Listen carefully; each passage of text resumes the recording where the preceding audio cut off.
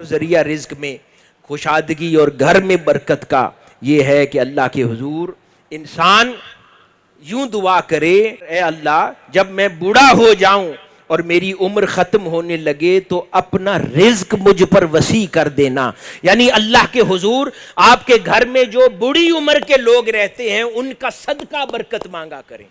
اللہ پاک یہ سکھا رہا، ان کی خدمت کریں اور ان کے صدقے برکت مانگا کریں، ان سے چڑا نہ کریں۔ اللہ پاک فرما رہا ہے کہ میں ان کے صدقے بھی آپ کے گھر کی تنگیاں دور کروں گا۔ پھر فرمایا نکاح کے ذریعے اللہ پاک رزق میں کشادگی اور برکت دیتا ہے۔ پھر فرمایا کہ تقوی، خشیت الہی، عمل صالح کے ذریعے رزق میں کشادگی دیتا ہے، آزمائشوں کو دور فرماتا ہے۔ اسی طرح پھر فرمایا کہ اللہ پاک ان کو رزق میں کشادگی دیتا ہے جو اللہ کے حضور توکل کرتے ہیں۔ پھر اللہ پاک ان کو رزق میں کشادگی دیتا ہے جو اس کا ذکر اور تسبیحات کثرت سے کرتے ہیں، عبادت کثرت سے کرتے ہیں۔ آگے بڑی پیاری بات آقا علیہ الصلوۃ والسلام نے فرمایا، جس کے گھر میں تنگ دستی ہو، تنگی ہو، مشکلات ہوں، پریشانیاں ہوں، تو فرمایا اس کے گھر کی آزمائشیں میں کثرت عمرہ اور حج سے دور فرماؤں گا۔ اب تو مسئلہ ہے نا کہ ٹکٹ لے کے خرچ بڑھ جاتا ہے، اس زمانے میں تو حرمین شریفین میں رہتے ہوئے حج عمرہ کرنا آسان تھا، لیکن اگر آزمائشیں اور پریشانیاں دامن نہ چھوڑتی ہوں اور انسان حج اور عمرے کے لیے جا سکے تو آقا علیہ الصلوۃ والسلام نے فرمایا کہ پے در پے حج اور عمرہ کیا کرو، بے شک یہ دونوں حج اور عمرہ فقر یعنی غریبی اور گناہوں کو اس طرح دور کر دیتے ہیں جس طرح بھٹی لوہے کی میل اور کچیل دور کر دیتی ہے۔ تو فرمایا کہ میں اس طرح دور کرتا۔ اسی طرح اللہ پاک نے فرمایا بڑی پیاری بات، اللہ پاک فرماتا ہے کہ محتاجوں اور مسکینوں پہ خرچ کیا کرو، اس سے تمہاری محتاجی دور ہوگی۔ اب انسان کے ذہن میں سوال آ سکتا ہے نا، ہم خود محتاج ہیں، ہم خود مسکین ہیں، تو پھر ہماری محتاجی کیسے دور ہو؟ یہ اس اللہ رب العزت کے اس فرمان کا تجربہ بہت سارے لوگوں نے خود کیا ہے، بلکہ کچھ لوگ میرے پاس آئے پریشانی میں مبتلا تھے، مالی تنگی تھی، کاروبار نہیں تھا، پریشان تھے، اور وہ آ کر کہنے لگے کہ کوئی حل سمجھ نہیں آتا، ہر چیز کر لی۔ تو اسی فرمان کی روشنی میں میں نے ایک بات ان سے کی، میں نے کہا جیب میں کچھ ہے؟ کہنے لگے کہ بس یہی اسی لیے تو آئے ہیں دعا کے لیے کہ کچھ نہیں ہے۔ میں نے کہا کچھ بھی ہو؟ نے کہا ہاں اتنا ہے۔ میں نے کہا جاؤ اس کا بھی کھانا کھلا دو۔ اللہ کے حضور کھلا کر مانگو مولا، آخری دانہ بھی تھا وہ میں نے تیرے حضور دے دیا، اب تو حساب برابر فرما دے۔ اللہ پاک نے مہربانی فرمائی اور اس کے کاروبار کے اندر برکت اور وسعت عطا فرمائی، اور ایسا ماجرا کئی لوگوں کے ساتھ ہوا۔ تو اس میں دل کھلا کر لیں، محتاجی سے خوف زدہ نہ ہوا کریں، اس کے حضور بانٹا کریں، تقسیم کیا کریں، اس کے بندوں کو کھلایا کریں۔ اللہ پاک وعدہ کرتا ہے میں محتاجی خود دور کر دوں گا۔ اسی طرح اللہ کے حضور اگلی بات حکم فرمایا کہ والدین کی خدمت اور حسن سلوک کیا کرو، ان کا صدقہ اللہ پاک گھر میں برکتیں دے گا۔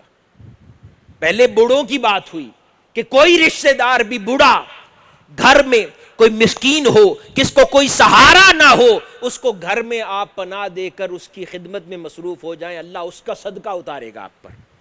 پھر والدین اللہ پاک نے بڑی عمر کے دیے، ان کی خدمت کریں، اللہ پاک ان کے صدقے آپ کی رزق میں کشادگی اور برکات اور آزمائشوں کی خلاصی عطا فرما دے گا۔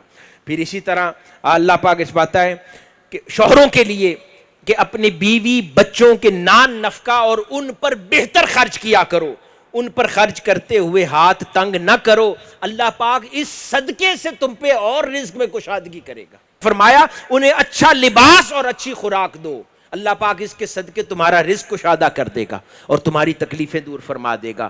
پھر فرمایا میں تمہارا رزق کشادہ کر دوں گا اگر تم میری تقدیر پر راضی رہنا سیکھ جاؤ۔ یعنی یہ نہیں کہ تکلیف آئے تو شکوہ، تم شکوہ کرنا بند کر دو، اللہ پاک کچھ وقت کے بعد تمہاری تکلیفیں دور فرما دے گا۔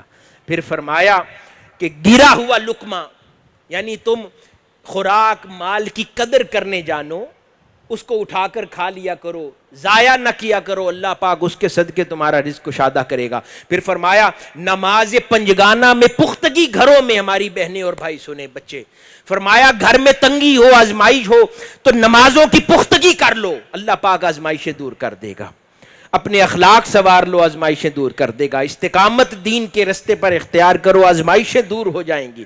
فرمایا تجارت کے اندر سچائی کرو، تجارت میں جھوٹ بولنا بند کر دو، اللہ پاک تمہاری تجارت میں برکت دے دے گا اور تمہاری رزق میں کشادگی، یعنی جھوٹ کو زندگی سے نکال دو، اللہ پاک زندگی آسان کر دے گا۔